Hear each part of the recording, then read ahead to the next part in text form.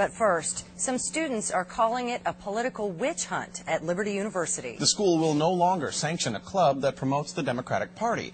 But the LU Young Republican Club remains untouched. Jeremy Mills is live at LU. Jeremy, obviously Democrats are very upset about this. A lot of people want to know why the university made this move.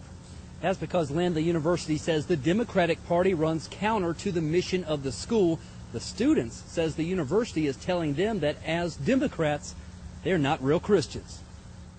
Because we have the word Democrat in the name, we go against the mission of the school or the school's stand. Former members of the Liberty University Democratic Party Club say the university's decision is downright unfair. Is this censorship? Bottom line. Yes, it absolutely is. Well, I think that you can still be a Christian and be a Democrat. Jan Dervish served as the club's secretary. Even though he plans to stay at Liberty, he's now afraid his school's name will be tarnished. I'm worried about the value of my degree, I guess, as a government major when I graduate, coming from a school that can only allow one side.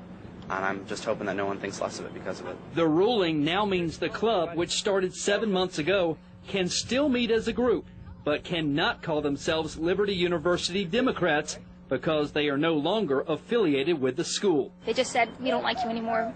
You're disbanded. You don't exist. The story has caught the interest of Democratic gubernatorial candidate Terry McAuliffe.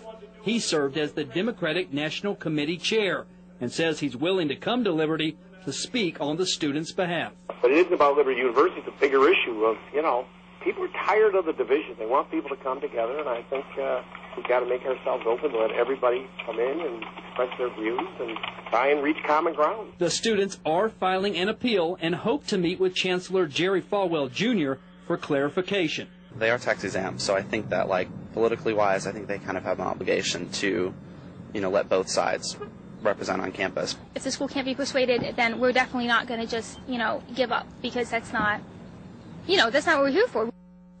Now, LU Chancellor Jerry Falwell Jr. is out of town, but I spoke with him over the telephone. He says the club broke its promise by endorsing candidates who support pro-choice or gay marriage.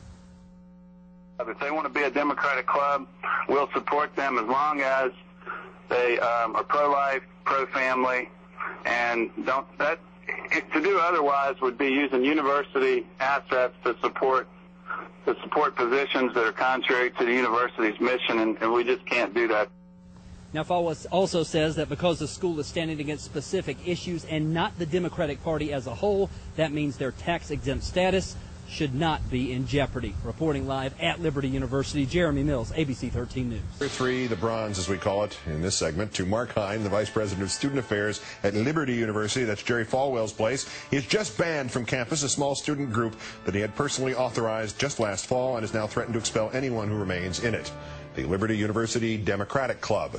You can't be a Democrat and be a Christian and be a university representative, he told students in the club. Mr. Hine, squelch free speech if you think that gets you closer to Christ and not farther away. But at least have the decency to change the name of the school to Theocracy U. The head of the Liberty University Democratic X Club will join Rachel at the top of the hour. Televangelist Jerry Falwell founded the Lynchburg Baptist College in 1971, which begat the Liberty Baptist College in 1976, which begat Liberty University in 1985. Liberty is a big school. More than 11,000 students enrolled there last year. It's known for being the university founded by Jerry Falwell. It's also known for the auspicious decision to name its sports teams the Flames. And Liberty University is about to become famous for something else. They have banned Democrats on campus. Literally, not hyperbole.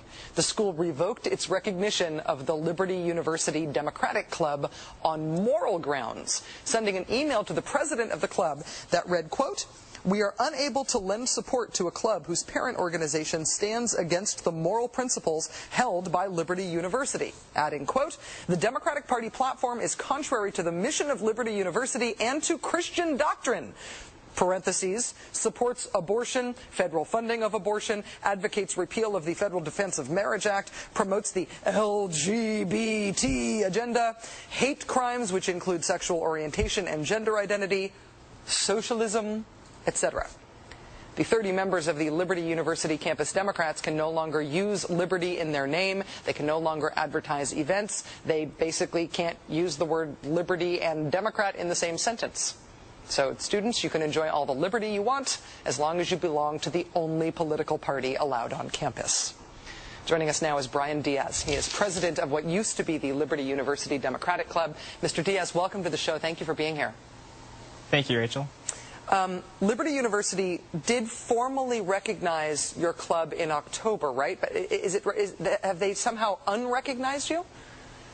Well, basically, they sent me an email around May 15th saying that we are not going to be recognized by the university as a club and official organization. So, are you? How do you feel about that? Personally, shocked, and I'm just shocked. That's just to say the least.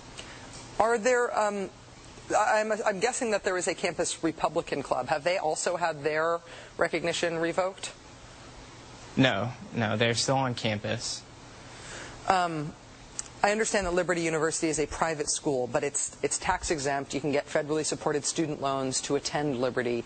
Do you think that Liberty is violating rights that you should have protected?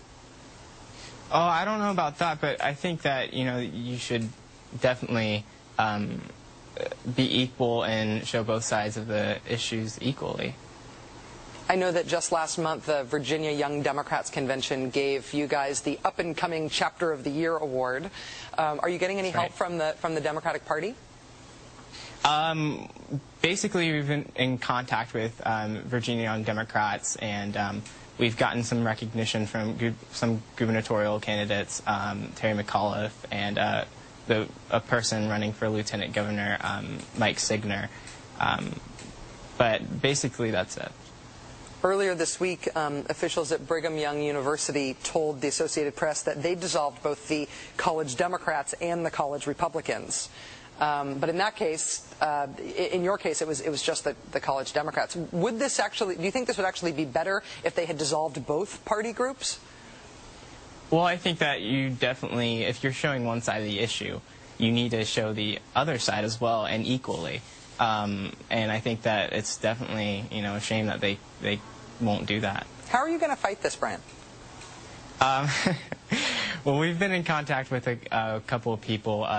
Virginia Young Democrats actually has a petition up on their website, vayd.org, and we've been in contact with local Lynchburg people. They're great, and they support us, and they're definitely on there with the fight. And basically, hopefully, we can just pressure the school to reinstate us back in as a club. I doubt that they are ever persuaded by anything that happens on the Rachel Maddow Show, but to the extent that we can help, I hope you'd let us know. Thanks, Brian. Thank you. Brian Diaz is president of what used to be the Liberty University Democratic Club.